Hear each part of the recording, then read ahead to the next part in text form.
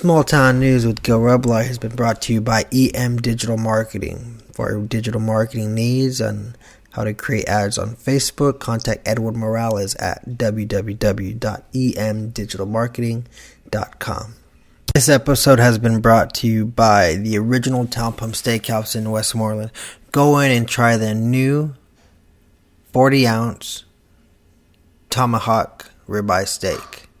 It's delicious, it's big, it'll fill you up, and it's the best. For reservations, call 760-344-3663. The original Town Pump Steakhouse. Nothing beats the original. The number you have dialed has been changed. The new number is... Please note, the new number is... Whoa, Small Town News with Gil Reblar. I'm your host, Gil Reblar. Kind of rebranded, did a couple logo changes, and doing some new stuff. Guest Kimberly, Alfaro, Massey of the Imperial Valley Artists Collective. Great conversation. I love speaking with artists and creative people. Not to say that none of my previous guests have been, but artists, I think, have a way of bucking the trends. And I talked to a lot of professionals and people who are very knowledgeable. Yet something about, a creative person, an artist, and that they see things beyond books, or they just see the world differently. And I really enjoy and respect that, and I appreciate it when I can talk to someone like Kimberly, who opens up about their perspective of the world and shares it with me and everyone else. The other day I had a conversation with someone. It kind of got heated. One of the kind of conversations where jokes escalate into, I don't know. Anyways, the thing was, they said, because this person didn't have a car, and we were making fun of her, and then she made a joke "Oh, Gil, you've never needed a ride or been in a situation." I said, "Yeah, but I wasn't 30." That was kind of mean on my part, but and then I think her response was, "Yeah, but you had everything paid for, and this and that," and implying that money has made my parents. This notion that my parents are filthy rich because they're business owners, that all business owners have just money to spend. All small business owners, have tons of money to spend. In the restaurant industry, if you make... I just read, completely off topic, how the marijuana industry has really affected the restaurant industry in Colorado and Denver, I believe. And it's just a lot of the workforce is going there. Anyways, and one of the restaurateurs who's successful restaurant owner said, in the restaurant industry, if you have a 10% profit, you're in the Hall of Fame. I mean, the profit margin for restaurants is very small. People don't realize that. Food, service, taxes, utilities, all that to get your meal, especially for a small business. So big companies like Applebee's and all them, of course they have the money because they have so many, but a small restaurant or any small business, it's difficult. So because I've gotten the thing where people are like, I was privileged, this whole I'm whitewashed on the west side of town notion that money has seemed to played a part in me being responsible. I'm sorry, money has nothing to do with being responsible. I've never been I should make this bad decision. Oh wait, I have money, I shouldn't. I don't know, it doesn't work like that. And so that's what kind of got me upset. You went to rehab. Listen, people think rehab, it was probably pretty expensive, but you don't need rehab. I didn't need rehab. Rehab does not, that was 5 years ago. Everything that happened since that 5 years is because of rehab. I got this job because of rehab. No, rehab didn't do it. Rehab didn't help me drink or do drugs for 30 days. But rehab isn't this magic button pill that you just go to and everyone gets sober. You go to rehab and everyone gets sober and it's all butterflies and it's just safe and you come out a changed person, happy and live happily ever after. No, rehab is probably one of the worst things you can do if you're not serious about changing your life or changing bad habits. You're putting other addicts in the same spot for 30 days and taking them out in their environment and putting them into a completely new environment. And to think that there are no drugs or alcohol in rehab is ridiculous. If I wanted drugs or alcohol in rehab, I could have got it. I know people got kicked out. People were sneaking it in. People were going out secretly, sneaking out. And so if you don't want to make responsible decisions, that has nothing to do with money. Making a good choice is free. Making any choice is free. And so I just kind of had to clear that up with her. Because I was like, listen, I pay my bills now. My parents, I probably had more advantages and privileges than some people. But it was up to me and my choice to take advantage of those to become a responsible adult. And I've talked to over 100 people on this show. And also outside of the show, and I watch documentaries, I listen to people talk. There have been people that have been in far worse situations than I was, with far less resources, who have gone on to do far greater things than I will ever do. So, I mean, I've talked to people who, from broken homes, homeless, absolutely nothing in their pockets, who should have had no chance to be successful, and yet they made choices and responsible decisions to get to where they are at. Money was not involved. So, yeah, I just got on my nerves. Oh yeah, because my parents, were small business owners, or that's the only reason why I am where I'm at today, wherever that is. I guess I don't know what successful is. I don't think I am. Some might think I am, but I'm still struggling. I was like, listen, homegirl, I work 6 jobs. I work 2 jobs, 6-7 days a week. I bought my own truck. I bought Holly's car. I pay my rent. Parents don't help me with that. I haven't asked my parents for a handout in a while. Sure, my parents own my home and I rent from them, but I pay them rent. It's not like that's like, oh hey, you live rent free, okay. So it's my daughter calling for her mommy. So I better go. We gotta do some tricks. But yeah, I just had to get that out. It's kind of annoying me. That's all my daughter wants to go eat. So we're gonna go to Brownie's Diner. You should check it out. It's in Brawley, California, home of the best breakfast in all the Imperial Valley. My name's Gil. This is episode 100-something. Kimberly, Alfaro, Massey. Check it out, and I hope you enjoy. Alright, cool. I guess right here. That's cool. So, hi. Welcome to Small Town News Podcast. Hello. I'm here with Kimberly, Alfaro, Massey. We've been talking for a while, asking how this interview go. And so I'll ask you, the only question I have planned is tell me about yourself, and we'll go from there. Mm-hmm. Okay. So my name's Kimberly. I'm nervous. My name's Kimberly Alfaro Massey. I'm from a small town. I'm from Heber. There's small and then there's Heber. No, great. Hey. Okay. No, there's Sealy too. Okay? Oh, yeah. No, I'm not. Not bashing nobody. But yeah, people say that if you just drive by, you'll miss it, right? Yeah. Hey, but we have a gas station, so that makes us legit, right? You guys have a good community center for the. I work for the county, and we go to lots of the community, the county.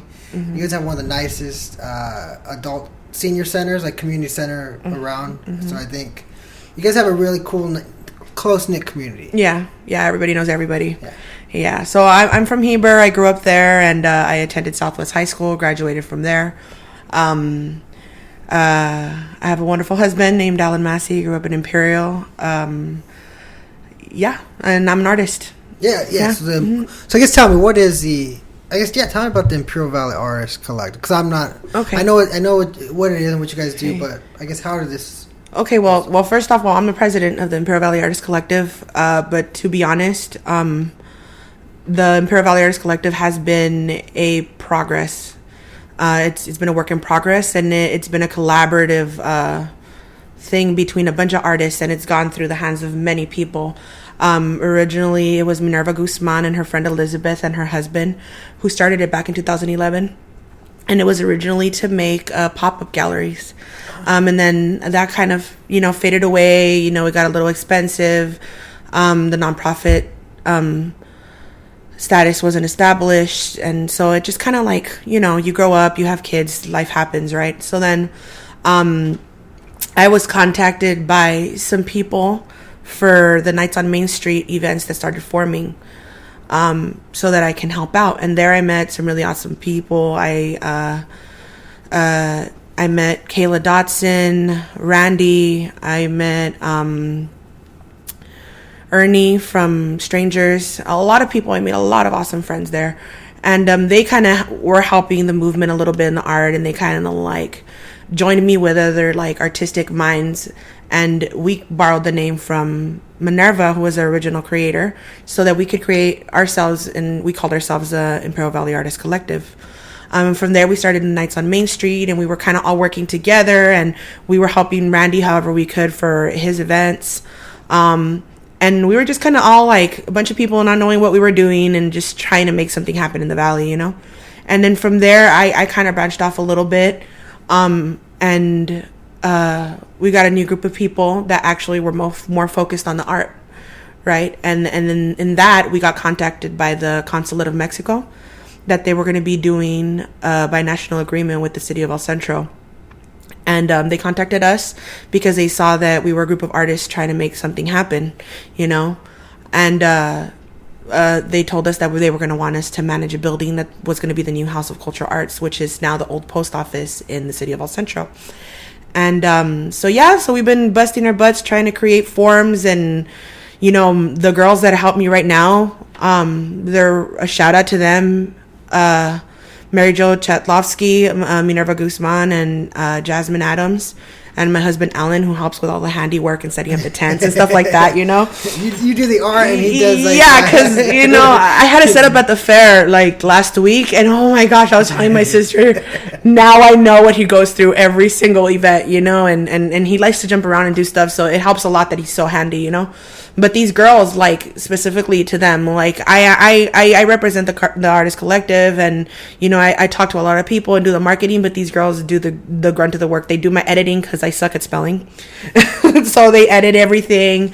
They keep me centered when I'm taking on too much, because I tend to do that. They worry for me when I don't worry for myself, when I'm just like, no, but I have this dream, and this is, I'm all whimsical, and they're kind of like what keeps me grounded, and without my group, I don't know where I'd be, and I don't think I tell them that often enough, but that's what we are. We're just a bunch of group of artists and people wanting to make a difference in the community, trying to help, troubled youth, trying to help eventually the detention center of immigration. We're trying to have courses there and at the jail, and that's the plan.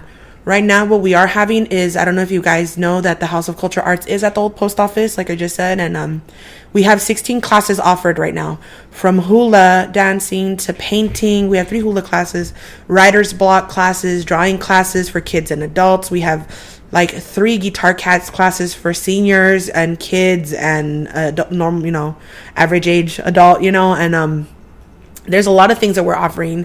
We are asking if anybody would be interested in teaching something that they feel they can contribute to the community, for them to hit us up on our website. It's ivyartistcollective.org, or on our Facebook, Imperial Valley Artists Collective, or House of Cultural Arts. and for them to tell us, hey, you know what, I want to volunteer. We want to create events here. So I'm thinking maybe black and white films, movies, concerts, poetry perches, specific galas, anything that we can come up with as a community to get people involved. If they want to help out gallery sitting, or if they just want to shoot us ideas on what kind of classes they would like to see there or be involved in, they can also shoot us that to give us ideas, you know. But that's what the House of Cultural Arts is. I grew up, you know, as an artist in the Valley, not having a lot of opportunities to take the classes to feed the hunger I had for art. You know, I remember taking a class when I was like 5 or 6. My parents signed me up to my first art class, and I was super excited.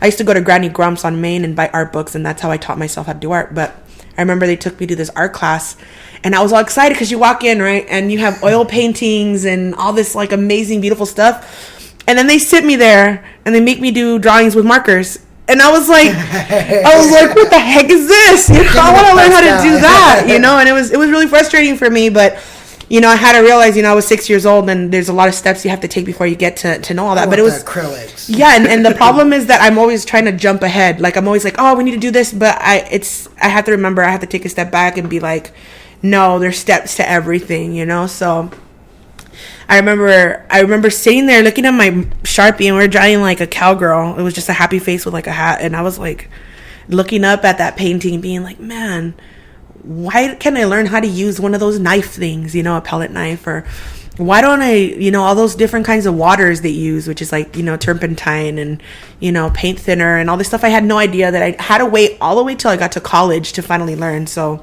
that's like 12 years later, you know?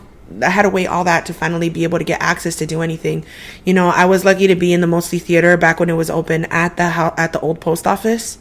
And that kind of opened my mind too, you know, and so it was really hard for me to find events and find classes.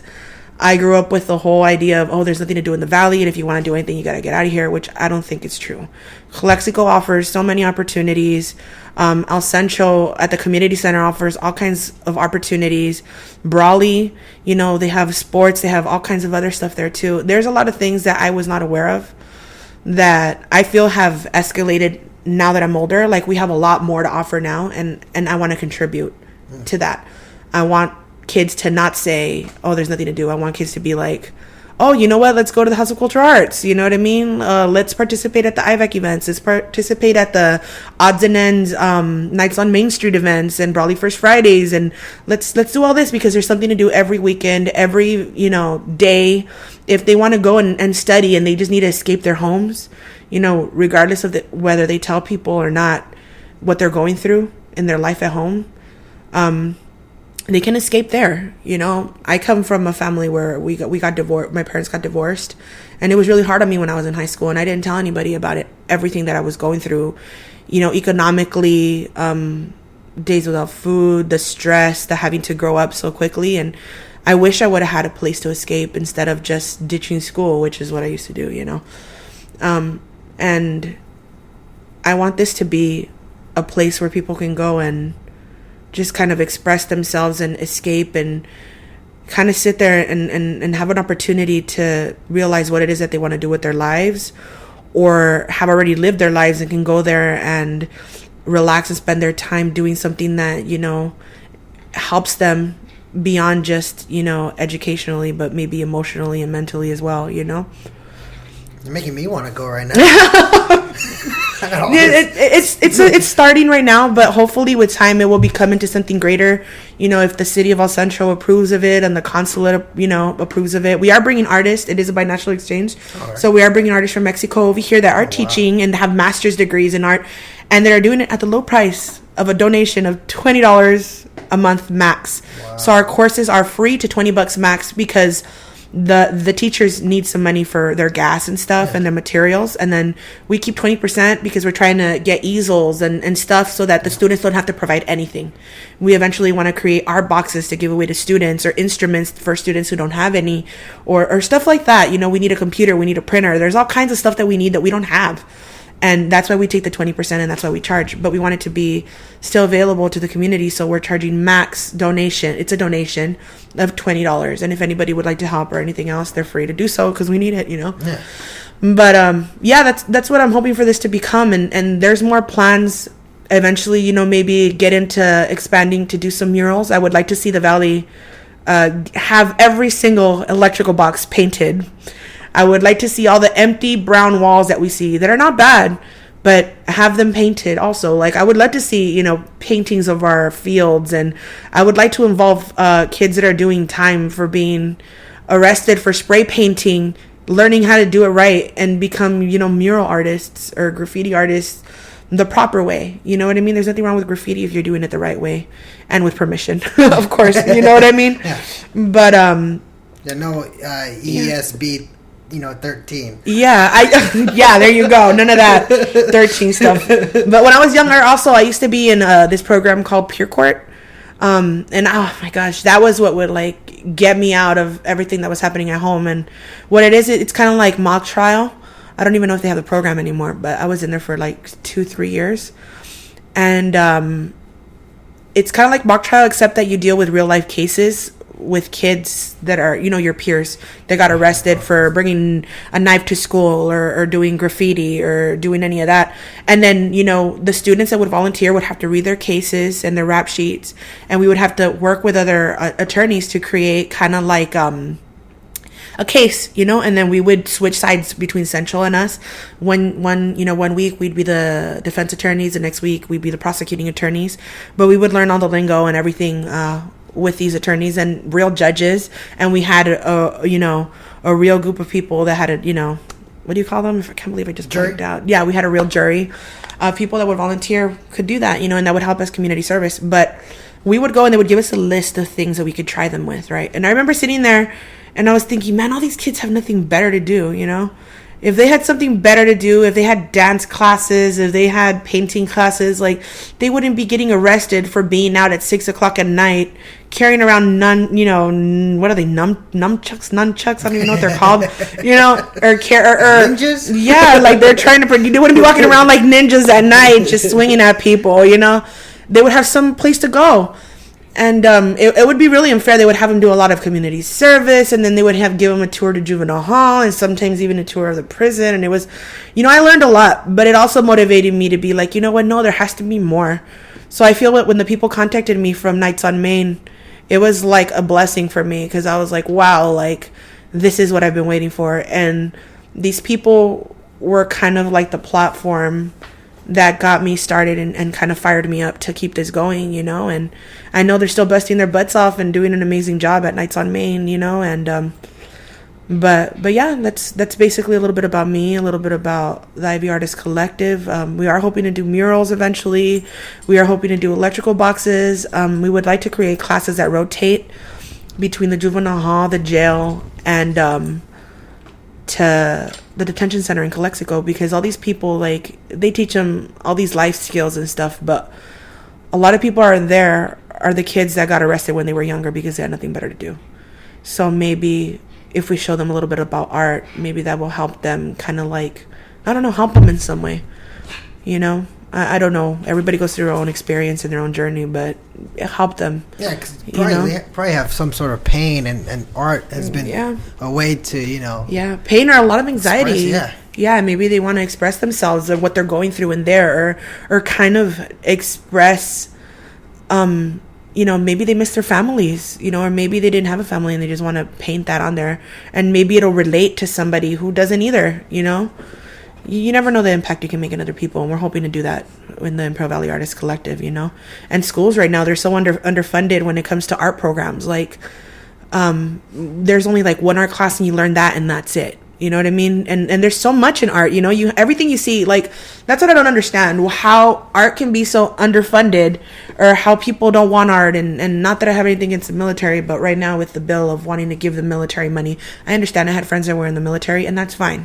There's nothing wrong with that. But also, you know, encourage the arts. Like, the car you drive, you're not just going to pick a square car with a you know, just the mode, be like, this is a good motor, I'm gonna buy this car. No, you look at the cars, you're like, dude, you know what, I want this car because it looks sick.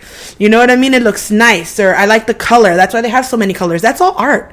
From driving around the street and being like, oh, I'm hungry, and seeing that all the signs are green and red. Those colors were put there because they make you feel hunger. You know, in the house you have, architecture, that's all art. The clothes you wear. You're not going to go and wear a black shirt and then just black pants and nothing else forever. No, you have all these different stores that provide different styles of fashion. That's all art. From the glasses to the clothes to the shoes to the everything there. The way you design trees, you see trees designed like little elephants and stuff like that. That's all art. Everything is art. No, you know? Even you can tell we've gone away from that, because I had someone come on here, friend of mine, he talked about how the old schools were designed so beautifully. They had the arches, they had pillars, exactly, and now you see our buildings and they're just they look like jails. Mm-hmm. You know, even the houses, like, don't get me wrong, you know, someone who moves into a new house, but we've kind of gone away from the old homes looking, oh, that's that person's home, to now. I agree. Yeah, that's why I always come to Brawley. Actually, when I was driving this, I was like, oh my God, he lives on my favorite section. You know what I mean? It's true, because there's this one house like down the street. I never know what street's on, but it's this beautiful big blue house with white, and it looks like a dollhouse. It's beautiful, and that's how I spend my time. I spend my time driving around with my Arnold Palmer from either the donut shop in Brawley or, you know, Ruben's Raspados in El Centro, and I just drive and look at houses, or I go and I park in a field, right? But these houses, like now, like the interior of the houses is nice, but everybody's living in like cookie cutout homes, and it's very sad because these, you know, the older homes have their own identity. You know, and it's just mass production. It's all about money. Yeah. No, me and my girlfriend had that same conversation. Yeah. We're getting away from like originality to now, like you said, what's efficient. Mm-hmm. You know, where it comes a point, you kind of need a balance. Mm-hmm. But it's like, no, I totally get you. Mm-hmm. And that's. But, you know, I had Randy come on about a year ago, and I felt that there is an art movement coming locally. Yeah. You know, because before it was like, I felt like there was a farmer's market every week.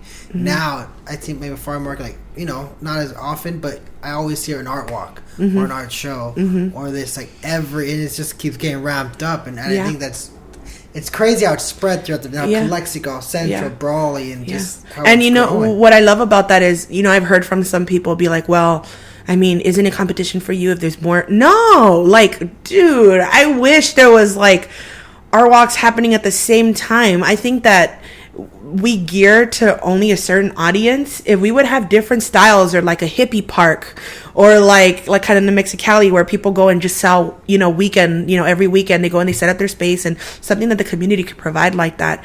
If we could have more people, it happening constantly, I think more, and we could all advertise for each other. You know what I mean? We could get more audience, because there's still a lot of people that I'm like, oh yeah, have you heard of Nights on Main?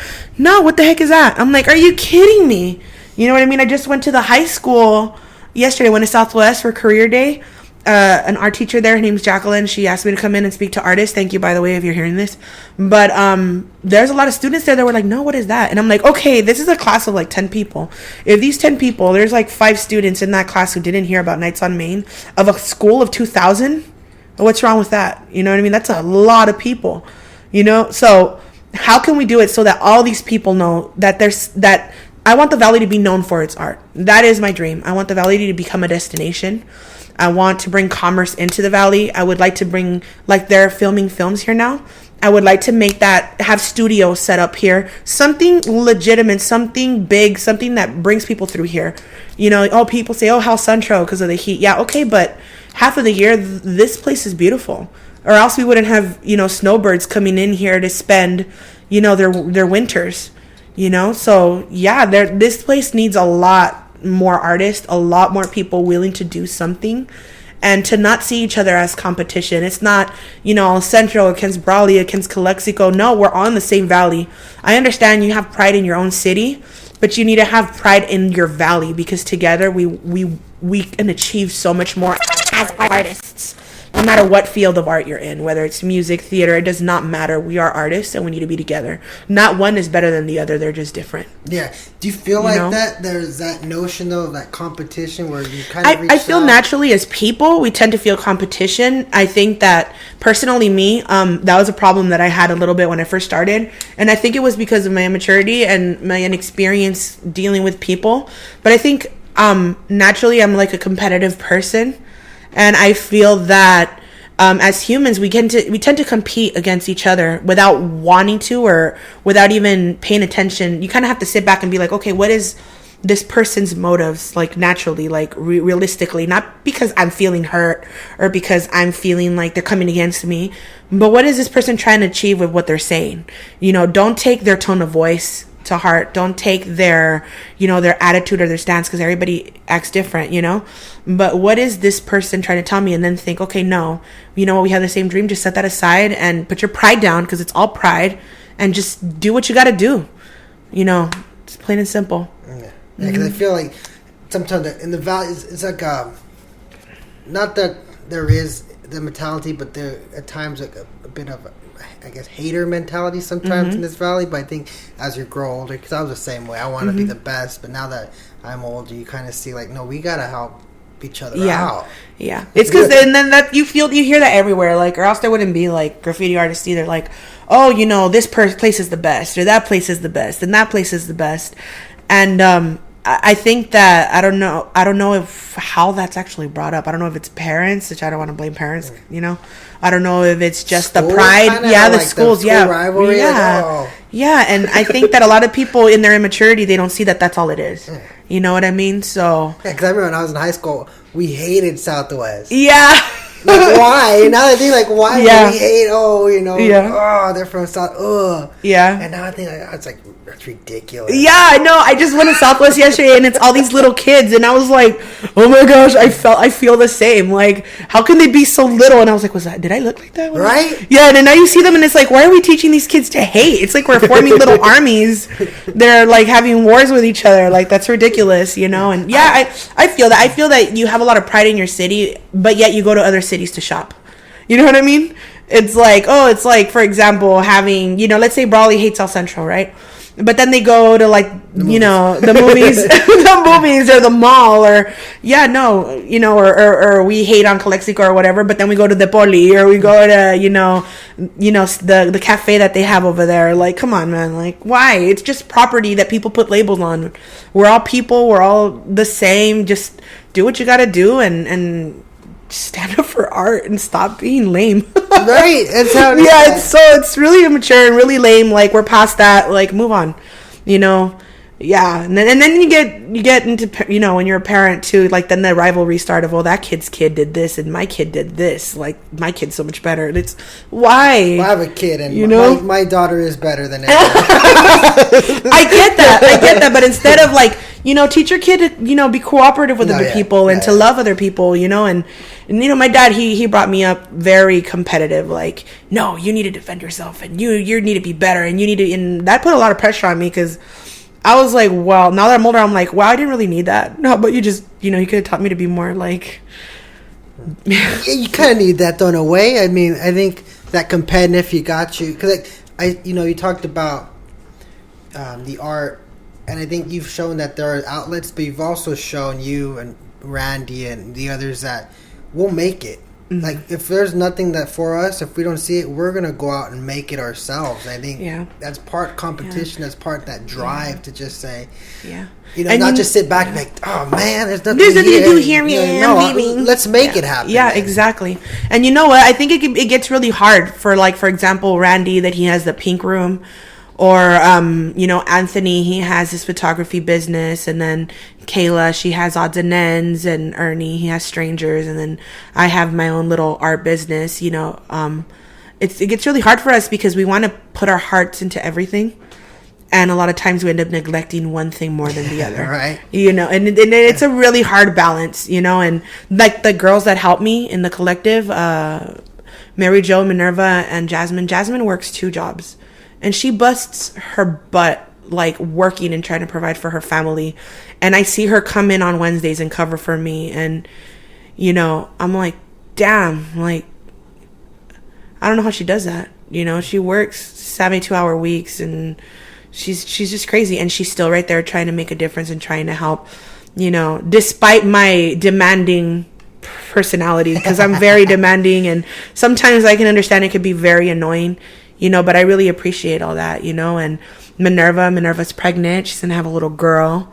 And then Mary Jo, she's got 3 kids, so she's over here a full-time mom, and I am a full-time housewife, and she's still trying to get a job, and she's hardcore too. She's like super hardcore. So you know, for all these girls to have their jobs, you know, Minerva has her job. She works for the newspaper in Holtville. To have all these people dedicate so much of their time, because none of us are getting paid for this. You know, I'm making this my full-time job, but I'm not getting paid for any of it. And a lot of the stuff has come out of my pockets, you know. There's just so much, you know, we dedicate ourselves into this, and we're not getting anything out of it. So to keep going sometimes gets hard. Like, I know it was getting a little hard on Randy for a while too. But he's a go-getter, and he's a really hard worker, and I definitely look up to him for how he keeps going despite, you know, how it comes in waves, and there's hardly any people, and then there's a lot of people, and, you know, we would love for people to be more involved in that. We haven't gotten a lot of people there, but we want more. And if musicians, artists, live artists, painters, you know, just go check it out. Like, there's food and stuff there. Like, I'm really proud of all these people trying to do something, and may I, even if I might not speak to them all the time, because we're doing our own thing. Yeah. Like, I'm proud how they still manage to work their businesses and go to work every day and tend to their families, and still be able to have the passion to want to make it happen here. You know, like, it's just really hard, despite everybody telling you, like, you know, my father is always like, you know what, sometimes you just need to give up. Those days of giving things for free are over. You can't be giving your time to people. You can't be doing that anymore, because your time is worth money. And in my head, you know, it really sucks, because my husband's a sole provider, and he's completely all for my dream. And, you know, I see him sometimes, and I'm like, damn, like, I wish I could provide. I wish I could. And I could. But if I did that, I would not be able to do what I'm doing right now. You know, so I have chosen, this is what I want to do. And if he backs me up, then I'm going to make this happen. And then when I'm done here, then maybe we can switch roles, and I can work, and he can make his dream happen. You know what I mean? Or maybe he can make his dream happen through this, because he's really into film and writing and directing and stuff like that. That's what he wants to do. So maybe this will be an outlet to give him the opportunities that he needs, you know? But I really wish I could provide more. But, you know, we have set certain things to prioritize, and to me, that is the artist collective, you know? And it goes back to you give yourself to something, you're going to get it back. And, you know, I think you're giving yourself to the arts, and you're going to get it back. And that's just the law of... Yeah. And I think there's a lot of people out there that are also like, oh, well, these art events are for kids, and these art events are for, you know, they start getting a reputation. Okay, if you don't want that reputation, help make it different. You know, contact some musicians that you think are more adult family or family friendly, and ask them to come. Or, you know what, put in your petitions to these events of what you would like to happen, and assist in making it happen. If you don't like it, you have the ability to make a change. You have the ability to make the difference. You know, we need it. You know, it's not like we're completely closed-minded to any help. No, we're totally open for anything you would like to do. You know, and like right now, now that we have, like you were saying, we have the farmers market and all that, I see a change in them too. Like, we were at the Alfaro distributing beer tasting thing they had at the fair. And they're going to have another one, I believe, in May. And they invited us to do that. And they would want us to do that every year now. So now you see businesses like them seeing, you know, the value of the arts. And they're wanting us to be more involved in their events as well, which is a really big deal. So if we can have more events that are wanting us involved, we will put up our time, and we would put up our space to try to advertise. And that would be a great help to us too, you know? Mm-hmm. No, I completely agree with everything. You know, it's funny you said people, because people's voice does matter here. I know I talk politically, like how, you know, nationally your vote hardly counts, but like locally your vote can make a huge difference. I think it goes back to, like you said, our people are afraid to speak up sometimes here locally. When here locally is where our voice is the loudest. People want to comment on the president or this and that, it gets lost on all that. But local issues or local events, local happenings, your voice can change the course or benefit something. And people are, I don't know if they're afraid, or they just don't care, or what is it. But I've seen that, and it frustrates me too. Yeah, I agree. And you know what? I don't know if it's a social thing or what, but I think that we're taught growing up, you know what? You see something going on, you don't get involved. You see something going on, like I was taught, mija, you know, when out from my grandmother, who, she's a very wise woman, you know, but some of the things she would taught me is, mija, you know what? Don't say anything. Just keep your head down, and eventually everything will get sorted out. You know, or you know what? Don't say anything. Or you know what? Everything will be fine. Everything will figure itself out. Well, you know what? I understand that, but you have the ability to make it happen. You know, I know that a lot of things are out of your control. Sometimes with life and things that, like, you know, sicknesses or whatever. But when it comes to things like this, you can do something. You can make it happen. Don't keep your head down. You know, and that was a really big problem too. Like, don't get involved. Keep your head down. Don't say anything. If it's none of your business, don't get involved. I understand that, but there's a limit. You know, if you do want to see any change, you have to get involved. Period. That's it. Yeah. You know what I mean? It is what it is. Yeah, you have to put your. My parents have restaurants, so you know they've kept a low profile. They're involved, but not in, I guess, the way I've been getting involved. And I see it, obviously, a business standpoint. But I'm, you know, but at times I've been like, oh, I shouldn't have said that. Or it's tough sometimes because people can turn on you. Yes. Oh my God, you would be surprised how much politics is involved in everything, and not necessarily just governmental politics, just like procedures and then people that. You know, everybody's different, so you're dealing with a lot of different personalities. Like artists. Yeah, like, oh my gosh, it's so many personalities and mood swings and ideas and people that come from other cities that grow up differently, you know? So it's a different mentality altogether. So you do have to be careful. You know, it's kind of, you have to become like a chameleon of sorts. Like, you have to be able to completely change with one person and then talk to the other person the other way and talk to the other person the other way. You know, kind of, you're in high school, say you have your like little groups, you have your cholo groups, you have your little friends, you know, that are really smart, you have your friends that are skaters, and you don't talk to all of them the same. You're not going to talk to the skater friends like you talk to your cholo friends, or the cheerleaders how you're going to talk to your, you know, computer savvy friends, you know, like, you're not going to do that. So you have to be like, oh, you know, hey, ¿qué onda? What's up? And then you go, oh, hi, you know, and speak properly to them, and then go to them and be like, hey, what's up, dude? What's going on? You know, like, you have these different vocabularies and adjustments you have to make to your personality and the way you dress and the way you act and the things you say. Like, yeah, that all has to be kind of taken into account. And, you know, in the beginning, I remember I got interviewed one time, and I don't really feel very confident in my vocabulary because my main language is, you know, pocho. So I speak half English, half Spanish combined, right? And sometimes I wouldn't even know when I was doing it. So I've really had to kind of change that. And it's the same thing in my writing. Like, all right. And I'll be like writing things, and then I'll realize, like, oh, snap, wait a minute. This word's in Spanish and that word's in English. Damn it. You know? So, yeah, I've completely veered off topic there. I don't remember what I was saying. Just talking to people, being a chameleon, and that's tough at times because you still want to be true to yourself. Yeah, and you're not changing yourself, but you kind of change how you approach, I guess, people. Yeah, you become a different version of yourself. You're still yourself, but you're just. It's like speaking another language. You're talking and you're communicating. It's just another language. You know, you go to Russia, you speak Russian, but you're saying hi and bye and I'm hungry. You know, it's the same thing. It's just in another language. And it's the same thing with people. You're talking to them the same way, but just... What's up? Hello. In their way. It feels like an introduction, a greeting. Yeah, there you go. You do the whole hand thing, or... You know, I'm hungry, or... You know, I need to... You know? That's sign language. Yeah, there you go. So... No, but I feel you on that, because... You're dealing with all... You know, I think... You brought up, and I have this problem. I think, I'd like to think I'm, somewhat creative. I've seen that with people more creative, that we get a vision in our head. Mm-hmm. And they say we forget the steps needed. We just see the end product, and we're like, we want this, and we're going to get it. And then you're like, oh, wait, I have to do A, B, C, D, E. Oh, my God. Yes. Right? I have that saying, like, this be a podcast. I want to do this, and I'm like, I got to go buy a mic. Yeah. I don't even know. I even know about audio. Yeah. How do I record? Yeah. You know. Thank God for YouTube, right? Right. You can teach us how to do all that. Right. And so I for me personally, I get that problem. Is like I think too big. I think that creative minds do feel that way, whether it's creative in business, that I want this business, or creative in a car, I want to buy the car, and then you realize later on, hey, damn it, that's a $400 a month payment, and I forgot I have bills.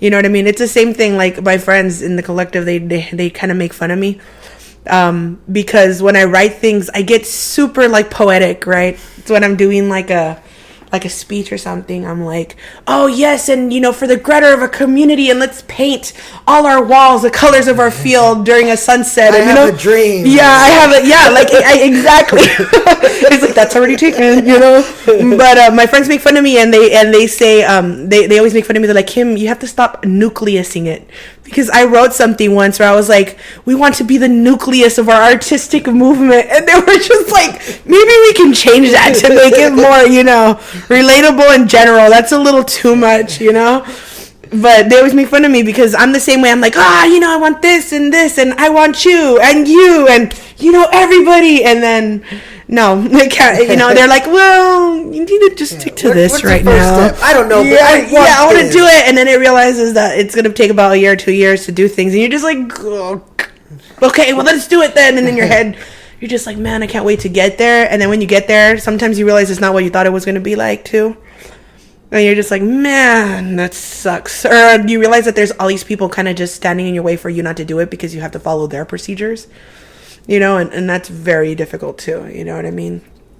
So, yeah, I agree with you with that. I'm the same way. I'm like, I'm going to do this and I'm going to do that. And, sometimes you just have to research and take it a step at a time. Yeah, and you learn from it, though. Like, even when we did the pump with Anthony, I was like, I wrote it, and I was like, we gotta film it, and I just, I had, like, a breakdown. I, like, cried. I was like, oh, I can't do this no more. So I was, like, working multiple jobs, and, I saw my family. We were staying there till, like, 2-3 in the morning filming, and you just stretch it. It's like, it's tough to find that, just stretchers, but sometimes you kind of need to get stretched out, because then, like, when you're at that breaking point, it's almost like therapeutic to just be like, oh, I learned from that. Oh my God, got broken down, and now I'm better for it. Yeah, and then you realize your potential. You're like, you know what? I could do that.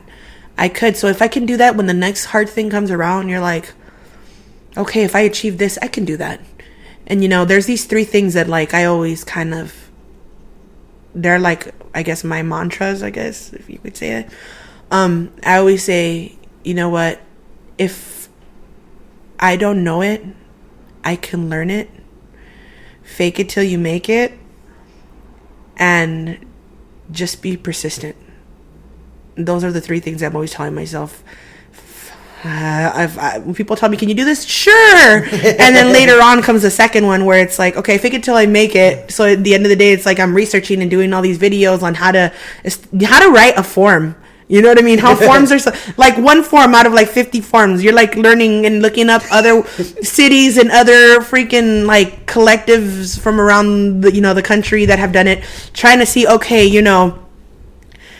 how can I write this form? How can I like YouTube. Yes, it's like YouTube it and copy and paste, and you're like, man, I hope I'm not breaking any laws. You know what I mean? How can I mimic it but change things so that it's not the same, But yeah, what was I saying there too? I forgot. I'm over here looking at your pretty mirrors. Yeah. Cause it's funny. I just had this conversation with one of my coworkers. Is how we're like, man, I used to think like grown-ups had it figured out, and even gosh, people think like, oh, you got a nice place, you got a job, yeah, beautiful place. I have nothing figured out, and I'm like, man, like I think everyone's like that. I think people just go through stages where they think they have figured in something, and then you kind of just go through these phases of just keep trying to figure it out to the next thing, and at what point, if ever, I don't even know if I ever want to have it figured out. Yeah, you know what? Yeah, like I was talking with my husband, and we talk about it sometimes. I'm like, can you believe we're married?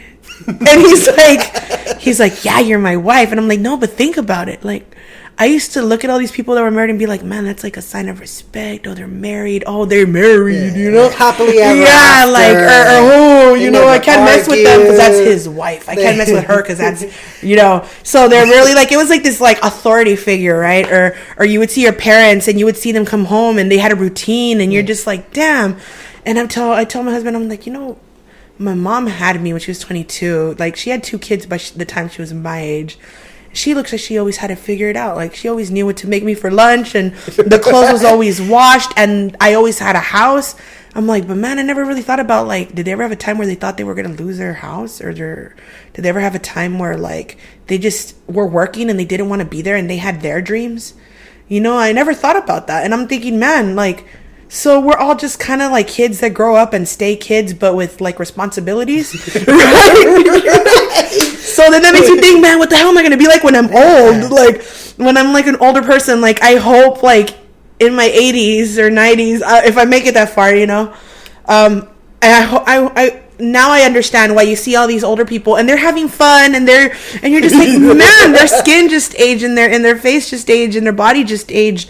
But they're still kids. Like, got rid of those responsibilities. Exactly. Like, it's crazy to see where we are now, right? Yeah. Like, and we were talking to my friend. I was like, man, that made me like appreciate my parents more because they went through their own stuff. I know they did, and yet they kept it together for me and for the family. And I'm like, man, I was like, yeah, I'm probably doing the same thing now. Yeah, you know what too? I think that thinking that way actually helped me. I think I had a glimpse of thinking that way when my parents separated.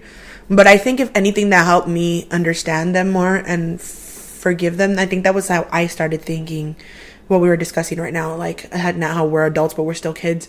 Was that I remember one time I was going through it hard and I had to kind of like take them down from their pedestal because I think when you have parents, you put them up in a pedestal. You know, you're like, oh, my mom and my dad and there's nobody better.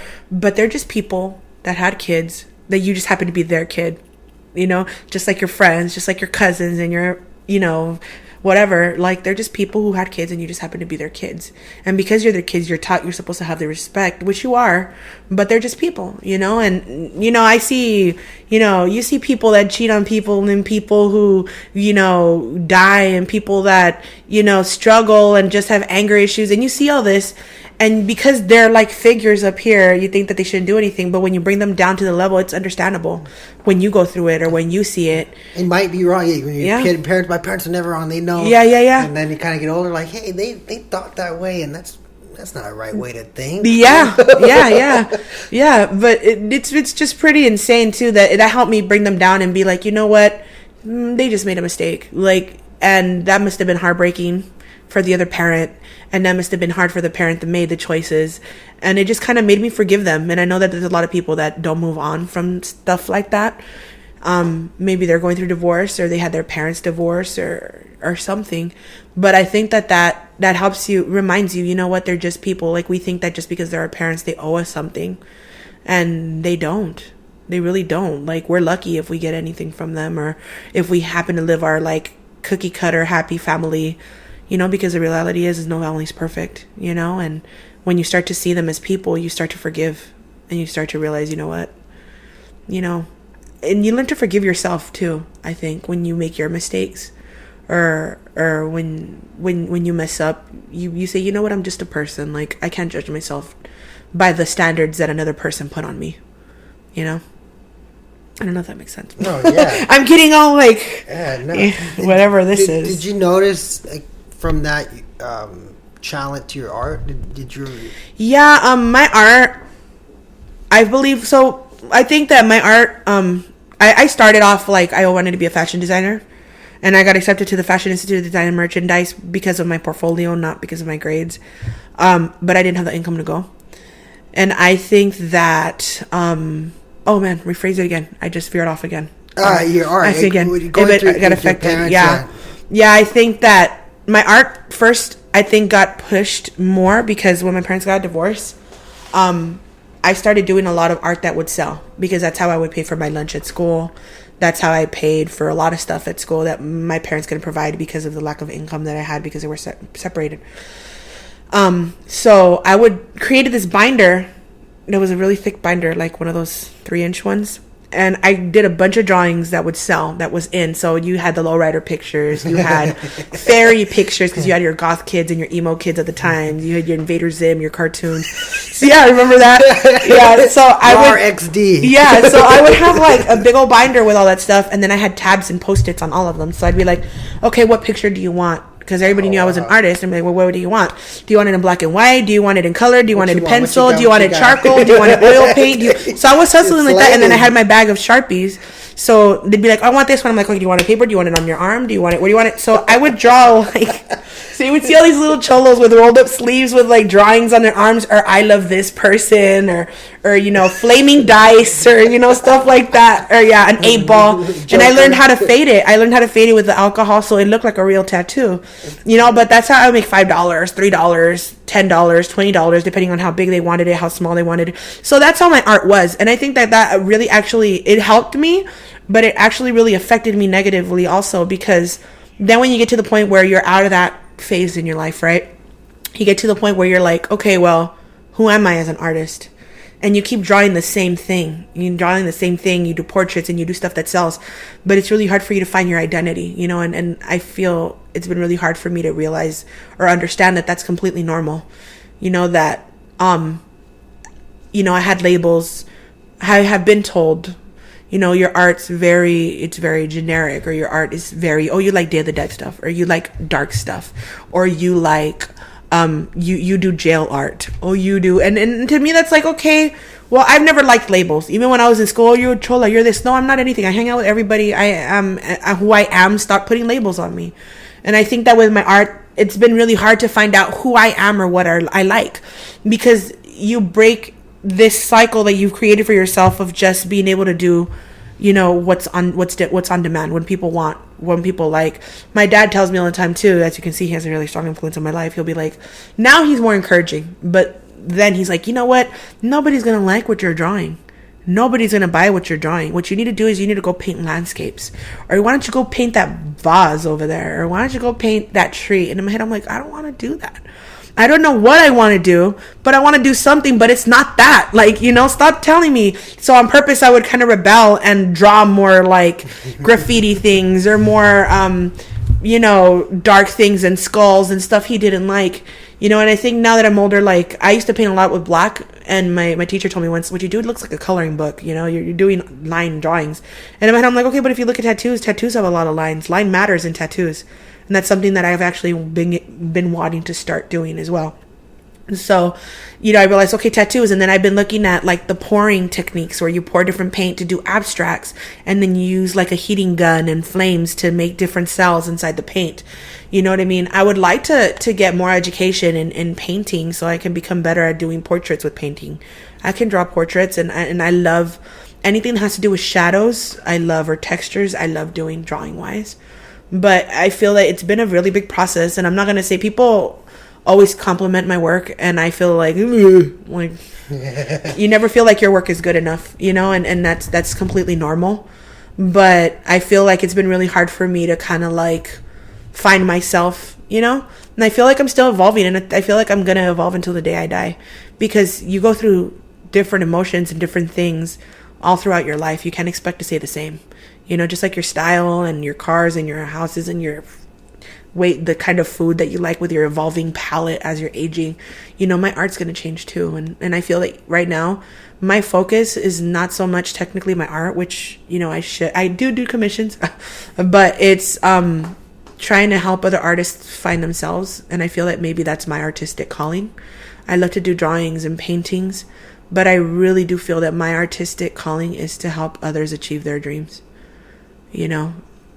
Awesome. Well, you know what? I think that's a perfect approach in the hour, and I think that's a perfect way to end it. Okay. Where can they find more information about you, the Artist Collective? Okay, so starting with the Imperial Valley Artist Collective, we have a website. It's under construction right now, but it should be out by tomorrow. It's ivartistcollective.org. And our Facebook is Imperial Valley Artist Collective, or Ivy Artist Collective. And if you want to see all the classes and events that are happening at the post office, it's the House of Cultural Arts, or House of Cultural Arts on Facebook. It's a like page. You can go ahead and like that. And you can add me personally on Kimberly Alfaro's art, or Kimberly Alfaro Massey.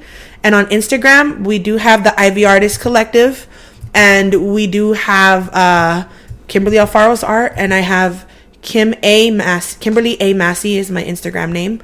But remember that the two are completely separate. If you need information on the Imperial Valley Artist Collective or the House of Culture Arts, feel free to message me. Don't feel uncomfortable. I know a lot of people are trying to be really formal when they call me. Oh, I'm just asking about this. No, feel free to be like, hey, Kim, I saw your message and I would like to be involved or find out about your classes. Feel free to contact me. My phone's ringing. I'm sorry. Yeah. So yeah. Feel free to call me by my name and be like, my name is this, and I was wondering about this, and I'm really chill and kick back, and I would love to help you in any way I can. And if you guys want to help, you guys can send us a message and say that you would like to volunteer, and we will find a space for you. And if you would like to donate, we're not a nonprofit. Technically, we're a coalition, but we do need donations on paper, a printer, computers, easels, cash, so we can pay for printing, and we can pay for art supplies, and we can pay for stuff to provide tables, bookshelves, stuff like that. So if you can help in any way, shape, or form, we would appreciate it, even if it's just with your presence. Cool. Well, thank you. I appreciate you coming out. It was fun. Okay, thank you.